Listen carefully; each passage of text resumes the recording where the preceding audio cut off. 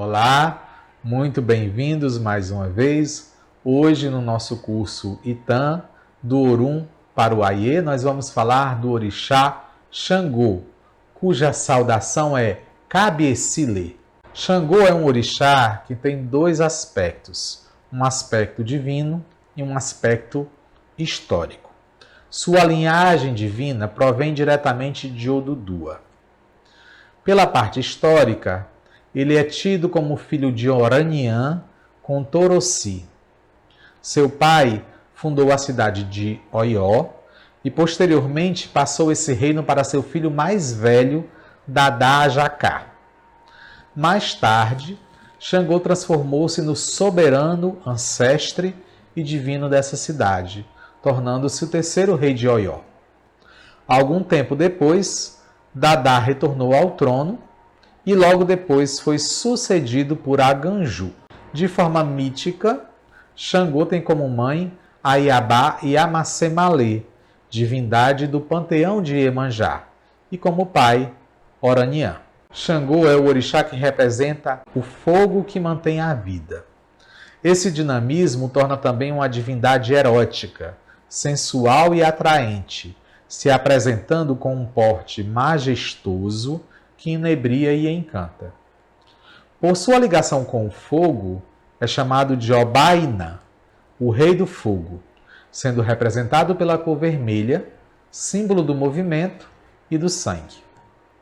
Através do fogo, ele também se aproxima de Exu, que é também uma divindade do calor e da virilidade. Possui mesmo até alguns traços da personalidade de Exu, mas é mais controlado, mais comedido e mais equilibrado que essa divindade. Vamos ver como se deu essa ligação de Xangô com o fogo, ouvindo o Itã que conta como Xangô ensinou ao homem a fazer fogo para cozinhar. Xangô ensina ao homem como fazer fogo para cozinhar. Em épocas remotas, havia um homem a quem Olorum e Exu ensinaram todos os segredos do mundo, para que pudesse fazer o bem e o mal, como bem entendesse. Os deuses que governavam o mundo, Obatalá, Xangô e Ifá, determinaram que, por ter se tornado feiticeiro tão poderoso, o homem deveria oferecer uma grande festa para os deuses. Mas eles estavam fartos de comer comida crua e fria. Queriam uma coisa diferente, comida quente, comida cozida. Mas naquele tempo nenhum homem sabia fazer fogo e muito menos cozinhar. Reconhecendo a própria incapacidade de satisfazer os deuses, o homem foi até a encruzilhada e pediu ajuda a Exu. Esperou 3 dias e 3 noites sem nenhum sinal, até que ouviu uns estalos na mata. Eram as árvores que pareciam estar rindo dele, esfregando seus galhos umas contra as outras. Ele não gostou nada dessa brincadeira e invocou Xangô, que o ajudou lançando uma chuva de raios sobre as árvores. Alguns galhos incendiados foram decepados e lançados no chão, onde queimaram até restarem só as brasas. O homem apanhou algumas brasas e as cobriu com gravetos, e abafou tudo colocando terra por cima. Algum tempo depois, ao descobrir o montinho, o homem viu pequenas lascas pretas. Era o carvão. O homem dispôs os pedaços de carvão entre as pedras e os acendeu com a brasa que restara. Depois soprou até ver flamejar o fogo, e no fogo cozinhou os alimentos. Assim, inspirado e protegido por Xangô, o homem inventou a fogueira e pôde satisfazer as ordens dos 3 grandes orixás. Os orixás comeram comidas cozidas e gostaram muito, e permitiram ao homem comer delas também. Xangô é também o senhor da justiça e das leis, sejam elas religiosas, civis ou até mesmo morais.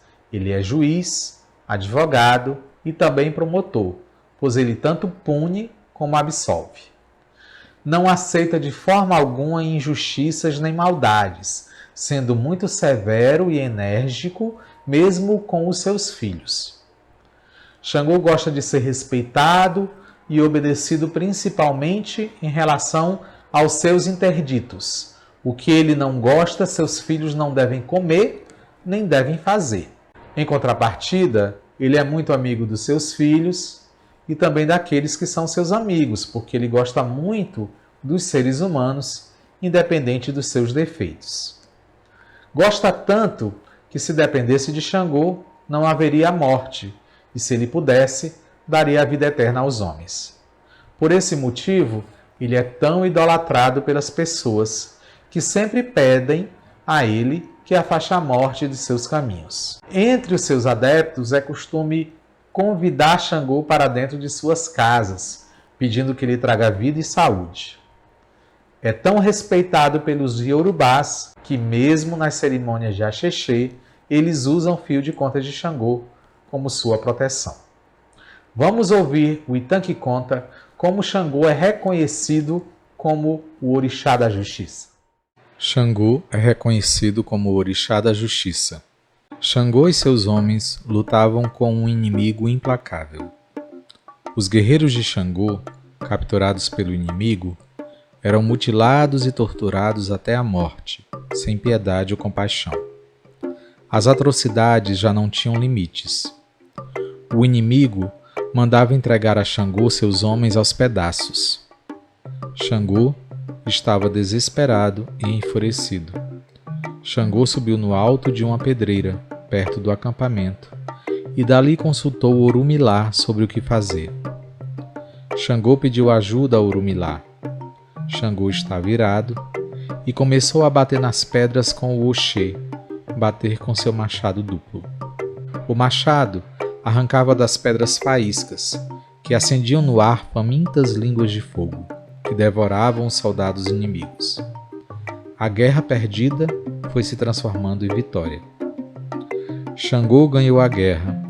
Os chefes inimigos, que haviam ordenado o massacre dos soldados de Xangô, foram dizimados por um raio que Xangô disparou no auge da fúria. Mas os soldados inimigos que sobreviveram foram poupados por Xangô. A partir daí, o senso de justiça de Xangô foi admirado e cantado por todos. Através dos séculos, os orixás e os homens têm recorrido a Xangô para resolver todo tipo de pendência, julgar as discórdias e administrar justiça. Embora seja reconhecido como um conquistador de terras e guerreiro, Xangô é também um grande sedutor, tendo tido várias companheiras. A gente já ouviu falar de Obá, de Oxum e de Oiá. Através de seus ventos, Oiá empurra as nuvens carregadas de energia até Xangô, para que ele descarregue toda a sua ira e jogue na terra os seus raios, fazendo assim os homens visualizarem o seu poder. Esse encontro de energias costuma produzir, com a queda dos raios na terra, pedras incandescentes chamadas Edunará, a pedra viva do raio. Essa pedra representa a ligação de Xangô com o magma, o fogo que surge do seio da terra. Vamos ver um Itã que conta, ainda falando dessa relação de Xangô com o fogo, como ele incendiou a sua cidade acidentalmente. Xangô incendeia sua cidade acidentalmente. Xangô governava com rigor a cidade de Oió e redondezas. Era chamado de Jacutá, o atirador de pedra. Xangô era muito prestigiado em seu reino e em reinos vizinhos, mas desejava algo mais para instalar medo no coração dos homens. Para isso, convocou os maiores feiticeiros de Oió e lhes pediu que inventassem novas fórmulas para aumentar seu poder. Xangô não ficou satisfeito com o trabalho dos feiticeiros e pediu ajuda a Exu. Exu aceitou a tarefa, pediu uma cabra como sacrifício e ordenou que dentro de 7 dias Oiá fosse buscar o preparado. Quando chegou o dia combinado, lá foi Oiá à casa de Exu. Lá chegando, ela saudou Exu e disse que o sacrifício estava a caminho. O preparado estava embrulhado numa folha. Oiá pegou o pacote e partiu. No caminho, Oiá parou para descansar. não contendo a crescente curiosidade, desembrulhou o pacote para ver o que tinha dentro. Não havia nada além de um pó vermelho, e ela pôs um pouquinho na boca para experimentar. Não era bom nem ruim, tinha um gosto diferente. Oiá fechou novamente o pacote e prosseguiu. Chegou a Oió e deu o remédio a Xangô, que perguntou: que instruções Exu te deu? Como o remédio deve ser usado? Quando ela começou a falar, saiu logo de sua boca. Xangô entendeu que Oiá tinha provado o remédio. Quando ela começou a falar, saiu fogo da sua boca. Xangô entendeu então que Oiá tinha provado o remédio. Ficou irado e tentou bater em Oiá, mas ela fugiu de casa, com Xangô a persegui-la. Oiá foi para um lugar onde carneiros pastavam. Escondeu-se entre os carneiros, pensando que Xangô não a encontraria. Mas a ira de Xangô era grande. Ele arremessava suas pedras de raio em todas as direções. Arremessou-as entre os carneiros, matando-os. Oiá ficou escondida embaixo dos corpos dos carneiros mortos, e assim Xangô não pôde encontrá-la. Xangô voltou para casa.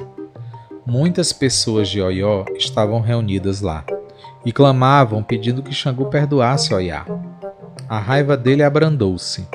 Mandou seus empregados procurarem Oiá e trazê-la para casa. Mas ele ainda não sabia como usar o preparado. Quando anoiteceu, ele pegou o pacote de Exu e foi a um lugar bem alto, de onde podia ver toda a cidade. Colocou um pouco do pó vermelho na língua e, quando expirou o ar dos pulmões, uma enorme labareda jorrou de sua boca, depois outra e mais outra, sem parar. As chamas se estenderam por sobre toda a cidade, lambendo os telhados de palha das casas de seus súditos e também as dependências do Palácio Real. Um grande incêndio tomou conta de Oió. Tudo foi consumido pelo fogo, até as cinzas. Oió foi destruída e teve que ser reconstruída. Depois que a cidade ressurgiu das cinzas, Xangô continuou a governá-la. Em tempos de guerra, ou quando as coisas o desagradam, Xangô arremessa as pedras de raio, e o fogo da boca de Xangô queima seus desafetos. Os carneiros, que morreram protegendo Oiá das pedras de raio de Xangô, não foram esquecidos. Os devotos de Oiá não comem mais carne de carneiro. Com Iemanjá, Xangô tem um relacionamento muito importante também no âmbito maternal.